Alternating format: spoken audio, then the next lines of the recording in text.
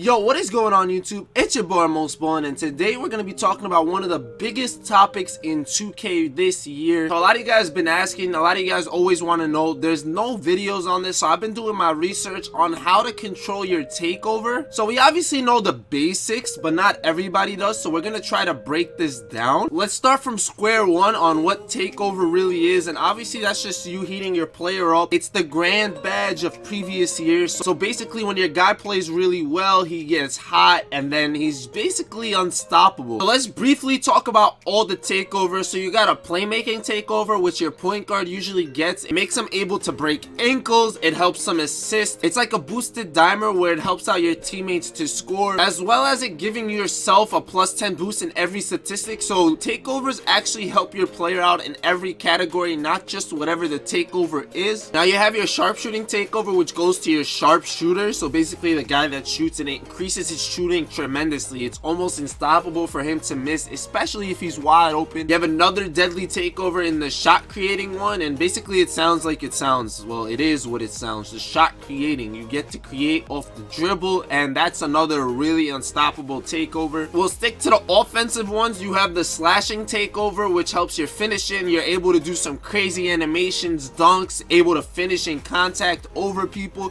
euros, all that good stuff. Some big men get a post scoring takeover where they're able to basically do moves where they're able to push guys out the way and basically manhandle you down low. Now we talked about how takeovers are pretty much unstoppable. One of the only ways to stop some of these guys from their takeovers is with the lockdown takeover. That takeover negates any takeover, plus if you just have it and the other guy doesn't have takeover, you're basically stealing the ball from them. You're babying them around on defense. While they'll be on offense, you're on defense and you're just manhandling them. You're not letting them get past you. You're kind of pushing them around. You're dictating where they're going. And then you have the rebounding takeover, which whenever the shot goes up, if it's a miss, it'll tell you where the rebound is going. It pinpoints it on the floor. So every takeover is amazing, and now we're gonna try to see if every player can kind of get whatever takeover you want them to. So here are 3 players that I'm gonna demonstrate how we can change and control their takeovers. I'm gonna explain to you guys the blueprint on how you do this, and I'm gonna show you guys statistically, and this took a little bit of experimenting. You'll be able to do it just by looking at them. The goal of this video is for you to be able to do this without actually having to experiment. I'm kind of trying to show you the way. So unfortunately, the only way to see takeovers is in a game. So you could do that online or offline, but you gotta definitely play a game to see what takeovers your guy has,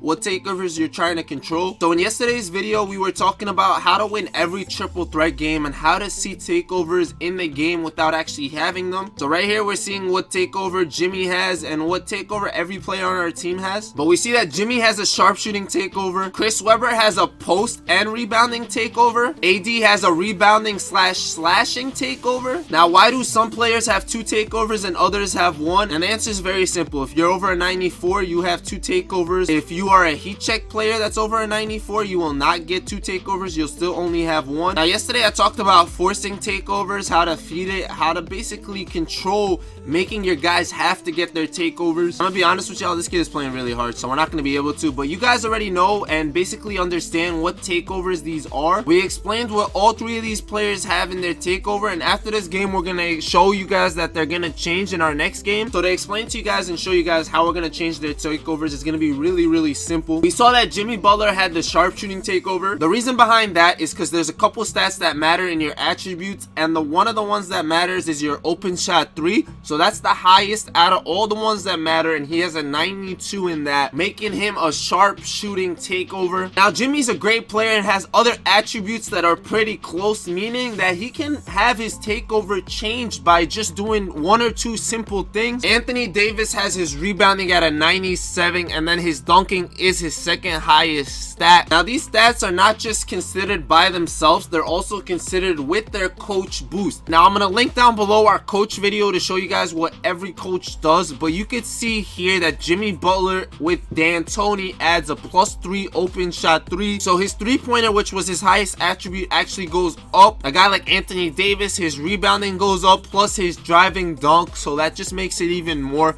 of a deadlier weapon. It's higher, so now he has to get that takeover. Now this is basically where everything comes together. We talked about shoes in the past, we talked about coaches in the past, and this is where it all comes together for your takeover. My AK has a shoe, so we're gonna take a quick look how basically his upgrades are the contested shot 3, his ball control, stuff like that. But I can basically make sure that the things that matter the most, like his open shot 3, his off the dribble shot 3, which would make him a shot creator, a driving dunk to make him a finisher, stuff like that. If you want a post score, you're gonna work on their post. Coach Mike D'Antoni with his shooting guards, small forwards, point guards helps them get their shot creating takeover without a doubt. But now instead of putting shoes on guys, because I actually have no shoes, so that kind of sucks, but what we're gonna do is we're gonna change to a different coach. Greg Popovich is a defensive coordinator, he's a defensive coach, so we're gonna switch to him and see what kind of boots he gives our guys. So now Jimmy doesn't get his +4 anymore for his shot. Anthony Davis no longer gets his driving dunk attribute, he gets defensive ones. We can see he's still getting his rebound one, but basically let's see where this translates in a triple threat game. Let me force a couple guys to get takeover. I think I should be able to do it this game so you guys could see what their takeover looks like in person, because last game we didn't get a chance to actually get our takeovers. In the video yesterday where we basically talked about how to win triple threat games, we talked about how to force takeovers,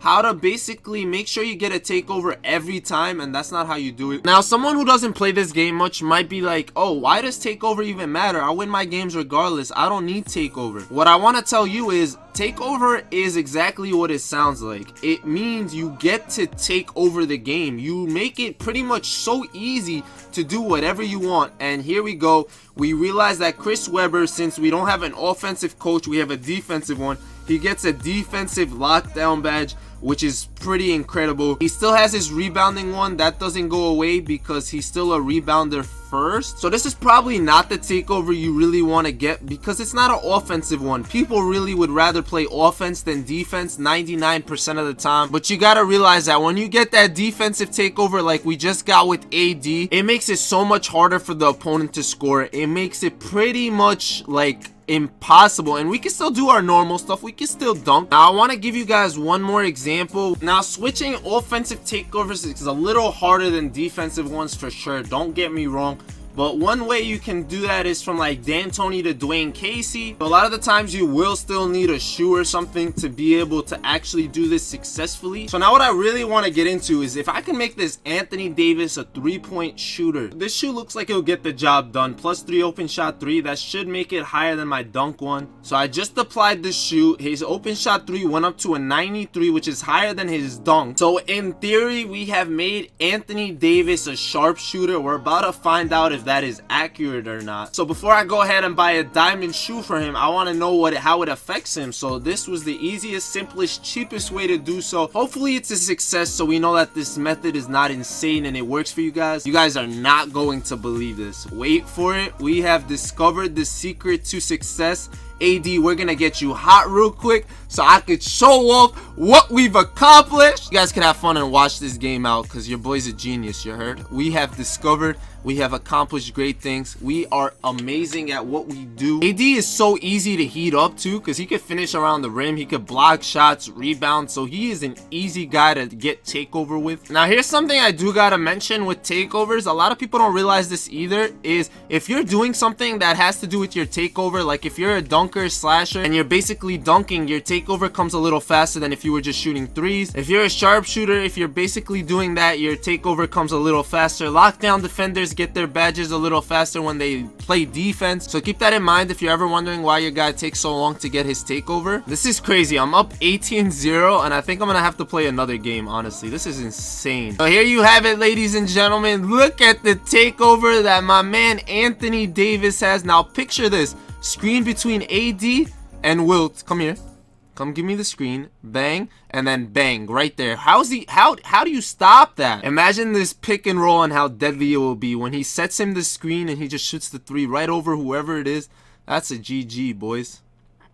Or you could just do this. Good game. Bang! He hit it! Let's go! And just to make this game better, I'm running AD at the big man spot. Why wouldn't I run him at the center spot? Try to give me a reason. Dude could shoot over anybody. He's so versatile, man. He could rebound, shoot, score, defend. Oh my god. So you already know we're putting a shoe on AD, a diamond 1, diamond 3-point shoot. We gonna make him a sharpshooter for life. Oh, this kid's quitting, man. He was just about to get takeover again. So there you have it, ladies and gentlemen. That's how you change the takeover. I really hope this video was helpful in any way, shape, or form. It took me a little while, so every like is very much appreciated. Comment down below what you guys think, what you guys thoughts. If you have any questions, make sure to subscribe if you're new. We're actually on pace to hit 4K today, so thank you guys for that. I really do appreciate it. Thank you so much from the bottom of my heart. I never thought we'd be here at this point in time. So I appreciate you guys. Thank you so much. I love y'all. Hope this video was helpful. And as always, Ballin out.